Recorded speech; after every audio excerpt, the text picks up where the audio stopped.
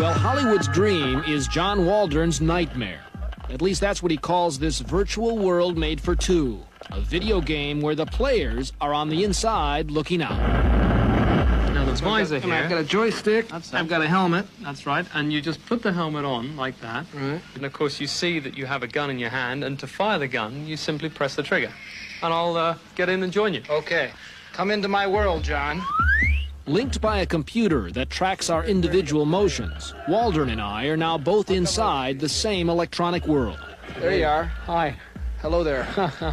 The game board consists of several checkerboard platforms floating in space. The goal, to chase and shoot your opponent. I've got the gun in my hand here. I hate to do this to you right now, but I missed. It lobs down. We've made gravity twice what it should be. You're gone, John. You're history. As the game proceeds, two prehistoric birds slip into view. If one picks you up by the scruff of your neck, the sense of flying can be all too realistic. I'm a little worried about that flying pterodactyl at this point. Oh, here comes the bird. Where's that bird?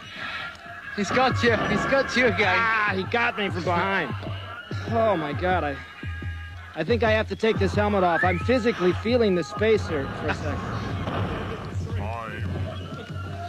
Oh, my God.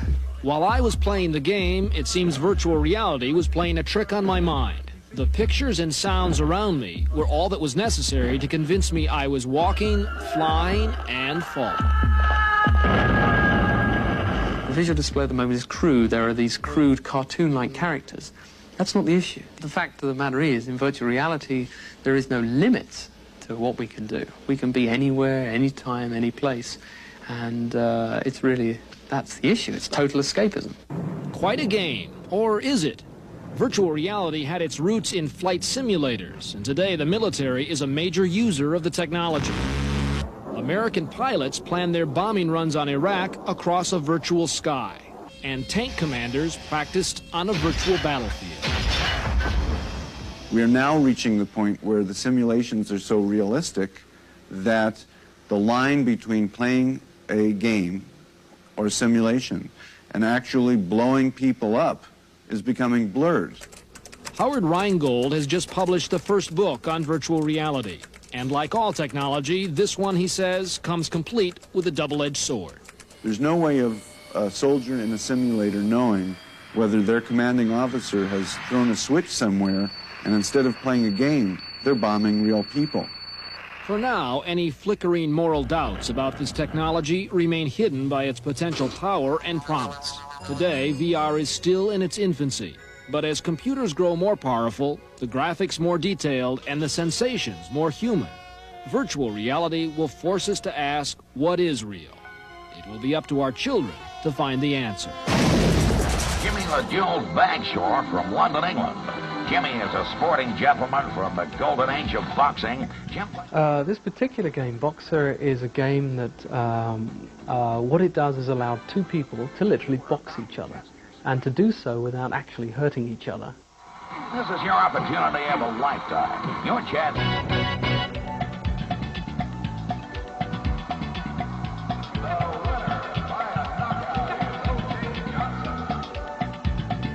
Heavy Metal is an amazing game where up to 4 players can compete against each other in a full virtual reality environment.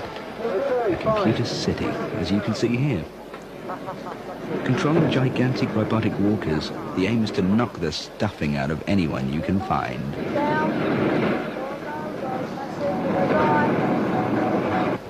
Wow! What was that about?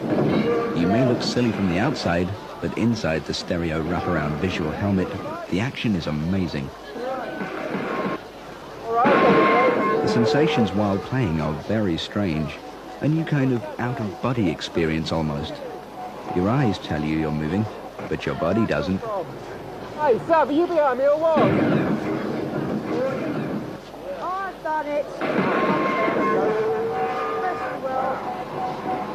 This is something. All right, this is it. This is it. I've had enough of this. This is war. It's quite easy to get carried away. This game has real atmosphere. To play this well, you need the reflexes and scanning abilities of a test pilot. Wow, man. That was wicked. Hey, Sav, you're terminated. Next we tried our hands at VTOL, the Harrier flight simulator. You have to put money in. It won't work without money. John. Okay, put it in.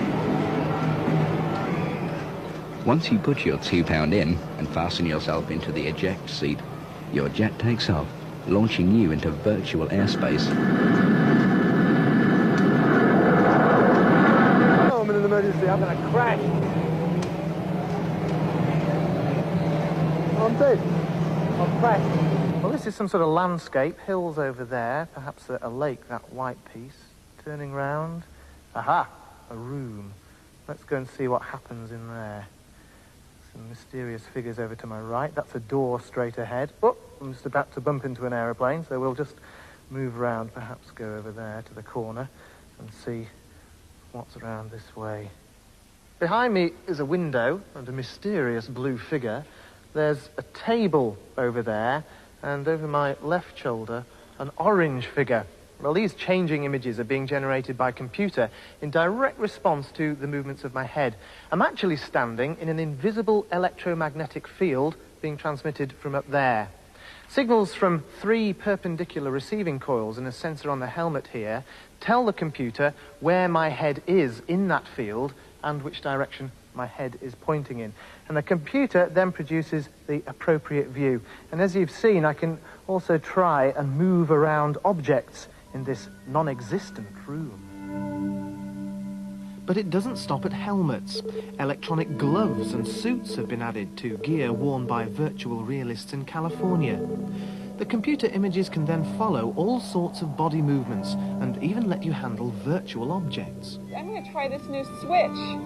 See if I can turn on the fan. You can move around buildings, perhaps before they're actually constructed, just by pointing to the place you want to view from. Even car designers could test drive new models before committing themselves to the real thing. The technique, as we showed on last week's program, could also be used to remotely control a robot, perhaps in space. And in medicine, the bones of this skeleton hand, produced from real body scanning data, can be studied as they follow the movements of the glove. Virtual reality's potential applications are limited only by our imagination.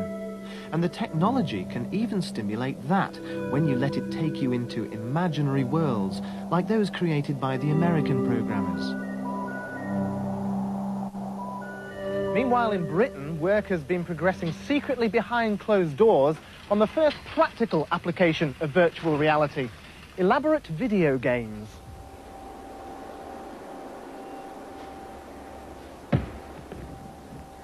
This machine promises to fly me through a virtually real environment, as if I was in a vertical takeoff jet. Like before, the helmet allows me to survey the scene. Over to my left is the control tower, and over on the right, a red jet, and that jet is waiting a pilot. The chance to be a high flyer, well, how can I refuse? Right, if I just put my helmet on, I ought to be able to see where you are, Howard. Right. Gooey. Oh, is that you over there in the green plane? That's me. I'll tell you what, why don't you take off first, and I'll try and join you at about 1,000 feet? Fine. Right, I'll just get into vertical thrust here, and then up I go. Okay, I'll try and follow you. Which way are you turning? Shall I turn to my right? Okay. Right, I'm going to head out to sea and see if I can find the aircraft carrier. It'd be quite a challenge to see if either of us could land on it. Where have you gone now? Oh, and away you go. Right, fine. I better try and catch up with you then. Where are you, Howard? I'm still over the land. Yes, I'm having a bit of trouble finding you. Off I go, over the mountains. I'm going over the sea now. Yes, I'm just in sight of the sea myself. Well, let's see if I can see you. Nope. All this great expanse of blue around me, and suddenly, zooming up towards me, is this aircraft carrier. Oh, I've crashed. I'm back at the airfield again. All right, I can see the frigate over there, and hopefully the aircraft carrier is right below me. You can see a tip of it. I'm not sure whether I'm actually on it, but I've got to do it a bit more slowly, otherwise I'm going to ditch in the sea. There's the main bit. Oh, what am my on? All right! I've landed just on the very edge of the aircraft carrier. I think I must be hanging over the edge. How are you doing, Kate? I feel pretty ill.